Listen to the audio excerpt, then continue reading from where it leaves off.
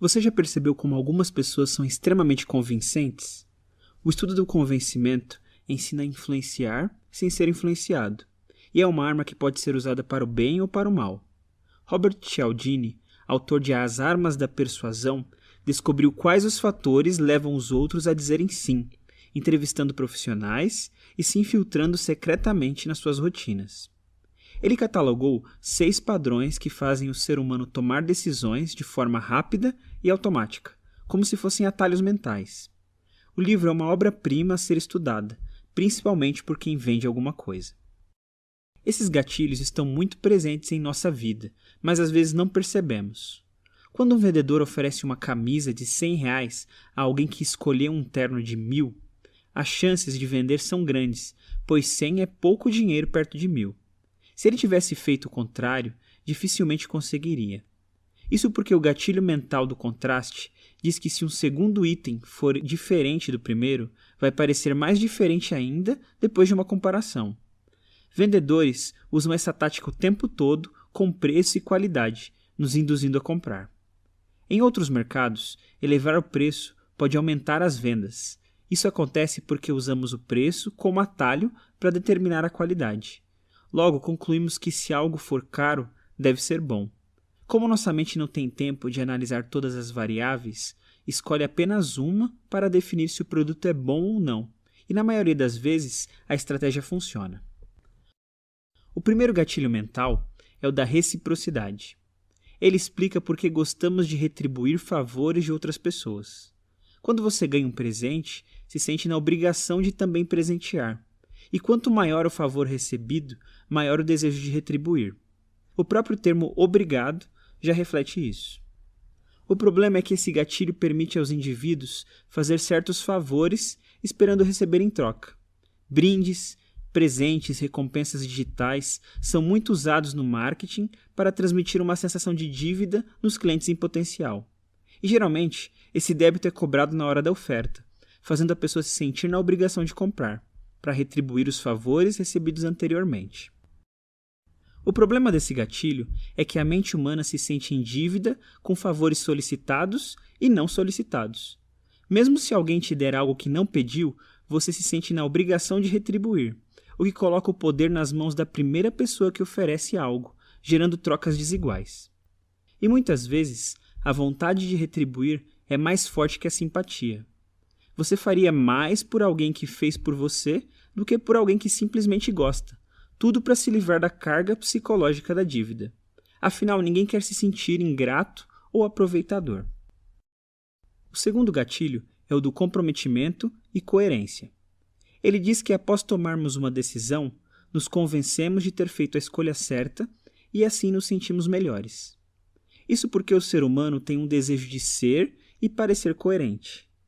Já que a realidade não muda, precisamos nos comportar de acordo com esse compromisso, mesmo que precisemos nos enganar.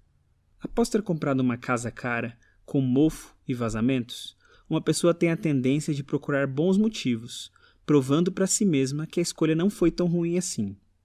Já que não usou a razão antes de escolher, começa a usar depois, para se justificar e mostrar coerência. Esse gatilho pode ser visto em compras, relacionamentos, preferências políticas, etc., e costuma ser mais forte em pessoas idosas e individualistas. Mas nem todos os compromissos têm esse poder. Precisam ter algumas características especiais. 1. Precisam ser ativos. Isso requer que a pessoa faça ou diga algo para concordar, reforçando mais ainda na mente a obrigação de manter a coerência. 2. Públicos. Compromissos assumidos na frente de outros geram um impulso de manter aquela posição para parecer coerente. 3. Trabalhosos. Está provado que quanto maior o esforço envolvido num compromisso, maior será sua capacidade de influenciar as atitudes da pessoa que o assumiu. Por isso, trotes em universidades e rituais de iniciação em tribos são tão poderosos. 4. Livremente escolhidos. É o mais importante. É preciso que os participantes se sintam responsáveis pelas suas escolhas, sem a interferência de grandes incentivos ou pressão externa forte. O sacrifício precisa ser voluntário para convencer o cérebro. Você já deve ter ouvido a expressão efeito manada. quando poucas pessoas conseguem provocar um comportamento em grandes multidões. Isso ocorre porque o gatilho da prova social nos faz olhar para os outros para decidir o que é correto. Como o nosso cérebro precisa de atalhos, conclui que se vários indivíduos estão agindo da mesma forma, é porque devem saber algo que desconhecemos. Logo, é melhor seguirmos a multidão e só depois entender o motivo. Um candidato em primeiro nas pesquisas tem grandes chances de conquistar o voto dos indecisos, que tendem a seguir a maioria primeiro e pensar depois. Pena que depois é tarde demais nesse caso. Sociedades individualistas reagem mais ao gatilho do comprometimento e coerência, enquanto sociedades mais coletivas reagem ao gatilho da prova social, pois tendem a se basear na opinião dos outros. O quarto gatilho mental diz que preferimos dizer sim aos pedidos das pessoas conhecidas e de quem gostamos. Mas mesmo alguns estranhos conseguem esse feito. Como isso é possível? Existem alguns segredos para parecer conhecido e despertar carisma logo de cara. O gatilho do carisma depende das seguintes qualidades. 1. Atratividade física. Concluímos que as pessoas são talentosas, gentis, honestas e inteligentes só pela aparência, e não percebemos estar fazendo isso. 2. Semelhança.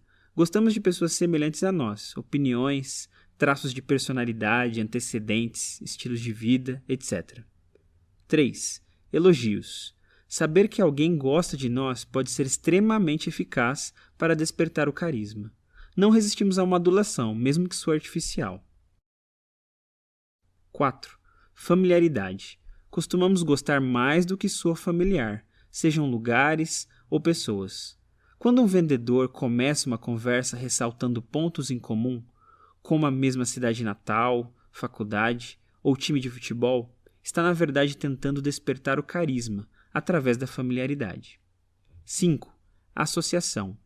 Existe uma tendência humana natural a desgostar de uma pessoa que traz informações desagradáveis, ainda que ela não a tenha causado. E o contrário também é verdadeiro.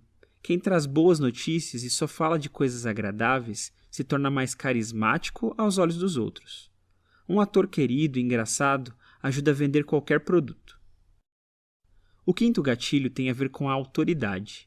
Informações de uma autoridade reconhecida podem servir de atalho valioso para decidirmos como agir numa situação. Em geral, os conselhos dessas pessoas são benéficos, por conta de sua sabedoria e experiência. Porém, alguns símbolos podem dar aparência de autoridade até a farsantes, como diplomas, roupas, carros, joias, etc. É preciso tomar cuidado. O último dos gatilhos é também o mais poderoso.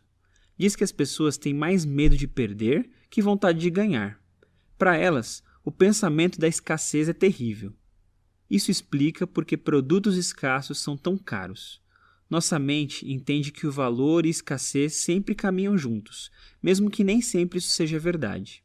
Quando um produto se torna escasso de forma repentina e por excesso de demanda, acaba se tornando mais desejável ainda.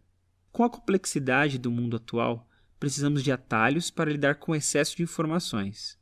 Mas devemos ficar atentos aos truques de pessoas mal intencionadas, tentando se passar por quem não são. Não há problema em usar os gatilhos mentais, desde que não encubram uma mentira. Espero que esses conceitos possam ajudá-lo a não enganar e não ser enganado.